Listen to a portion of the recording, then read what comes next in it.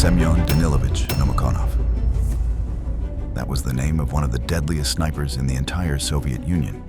With 360 confirmed kills, his scope became a sentence of death. His talent was recognized by his superiors, leading him to serve in a wide range of theaters: the Valdai Hills, the Karelian Isthmus, Ukraine, Lithuania, East Prussia, and Manchuria. Today, in this new episode of Military History, we'll follow the heroic path and the battles of the man known as the Shaman of the Taiga.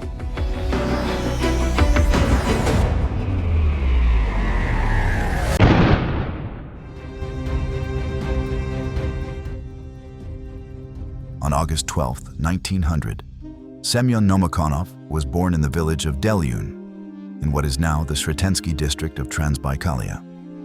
He belonged to the Evenki-Hamnigan ethnic group, predominant in Russian Siberia. A carpenter and hunter by trade, Nomokonov had to pause his livelihood when he was called up for military service. Since he was already older when he enlisted, he was assigned to a military hospital, where he crafted crutches and served as a medic for the Soviet Army. Later, he was sent to fight in the Soviet-Japanese War of 1938 to 1939, where he eliminated 8 soldiers and officers of Japan's Kwantung Army. Still, it was a moment of chance that revealed his skills as a sniper. In the autumn of 1941, on the Kalinin front, Nomokonov was tending to wounded men in the open when he spotted an enemy soldier aiming at them. Like the hunter he was, Semyon grabbed his rifle, found the shooter, and took him out with a single shot. The great distance and his rudimentary weapon didn't matter. The bullet landed square in the enemy's forehead. The event quickly reached Soviet authorities, and soon after, Nomokonov was placed in a sniper unit. Куда же все-таки следует стрелять врага? В сердце, товарищ лейтенант. Стреляйте.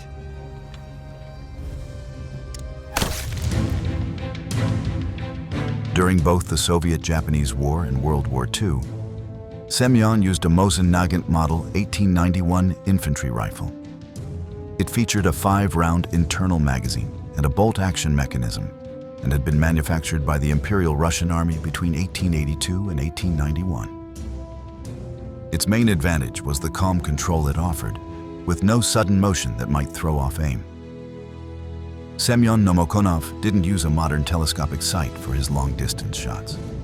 That unique trait earned him the nickname Hawkeye, a tribute to his exceptional marksmanship. By the start of World War II, Semyon was 41 years old. His comrades recalled how he could freeze his body and mind completely once he took position to shoot. He had no trouble hitting targets from 300 to 500 meters, and on several occasions even reached targets at distances up to 1,000 meters. He was a predator, blending into his surroundings, patiently waiting for his next prey. Because he had never received a formal education, Semyon Nomokonov was illiterate. But this led to one of his most iconic habits. Since he couldn't read or write, he kept track of every Nazi he killed by carving a notch into his pipe. Однополчане обратили внимание на загадочную привычку Номоконова. Каждый раз, возвращаясь с передовой, он в печке или на костре накалял до красна кусок проволоки, а затем на курительной трубке выжигал замысловатые знаки, точки и крестики. Семен объяснил, точка – это уничтоженный вражеский солдат, а крестик – офицер. One tactic that distinguished Nomokonov from other snipers was his use of jagged pieces of mirror to observe the enemy without revealing his location. While this practice was usually discouraged, reflective surfaces can easily give away hidden positions. Semyon knew how to use it to his advantage. Sometimes, he would deliberately move a mirror shard to draw German fire. In doing so, his enemies exposed themselves and sealed their fate.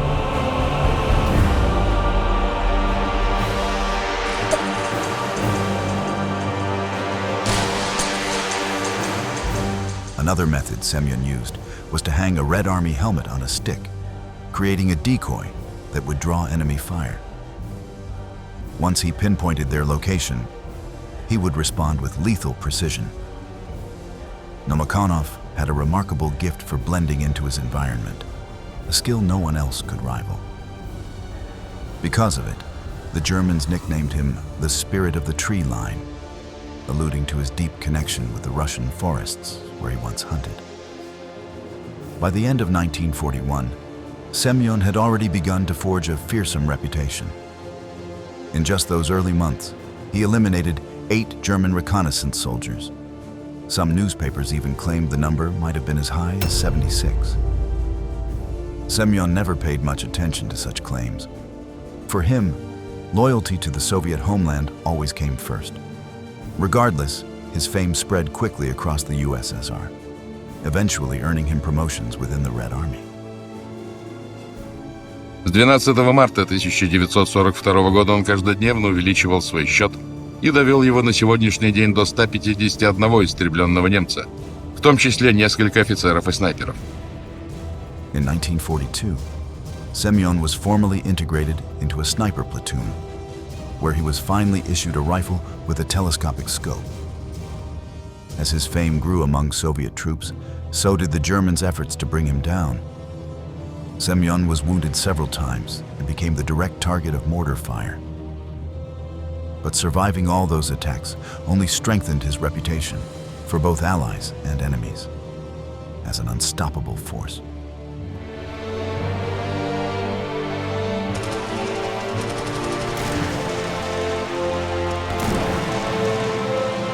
Like any true professional, Nomokonov was committed to training the next generation. He became a master instructor, training over 150 soldiers in sniping. His most prominent student was Sergeant Boris Kanatov, who developed his skills under Semyon's watch.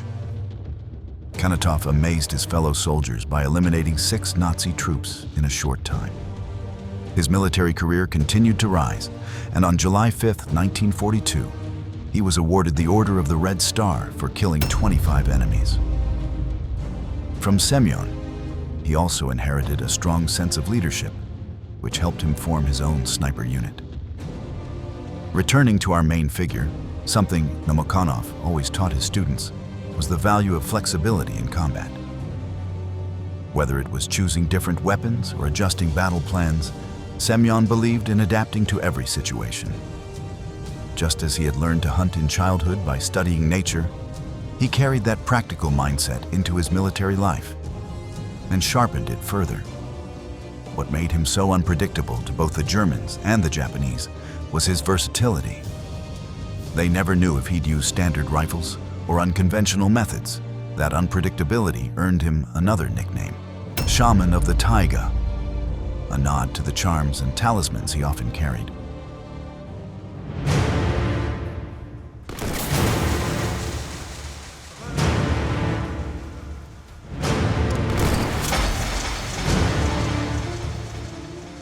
Semyon Nomokonov ended his military service on the Trans-Baikal front, fighting the Japanese. He had been transferred there from East Prussia by Soviet High Command. During his long career with the 221st Infantry Division, the Siberian Shaman eliminated 638 enemies of the USSR.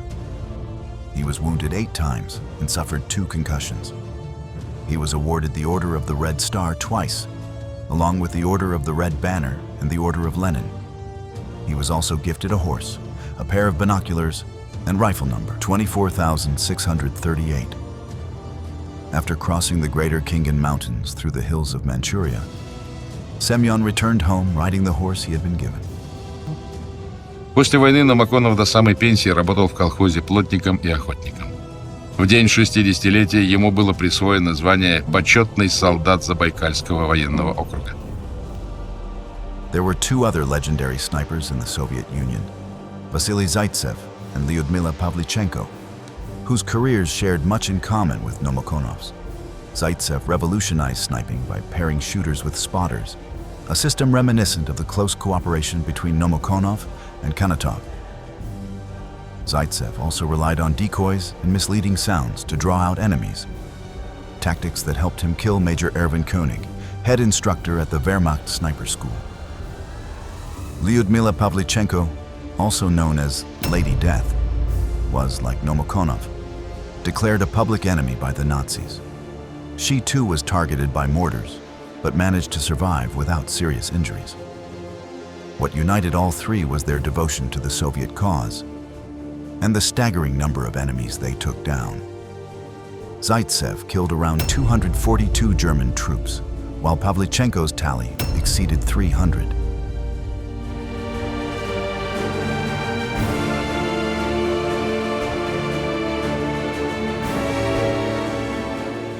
After the war, Semyon Nomokonov sought a quiet life. But the countless newspaper articles, magazine stories, and films inspired by his wartime feats made him a widely known figure throughout the USSR. He passed away on July 15, 1973, surrounded by his large family. Now that we've explored the key milestones in the life of Soviet sniper Semyon Nomokonov, it's time to wrap up.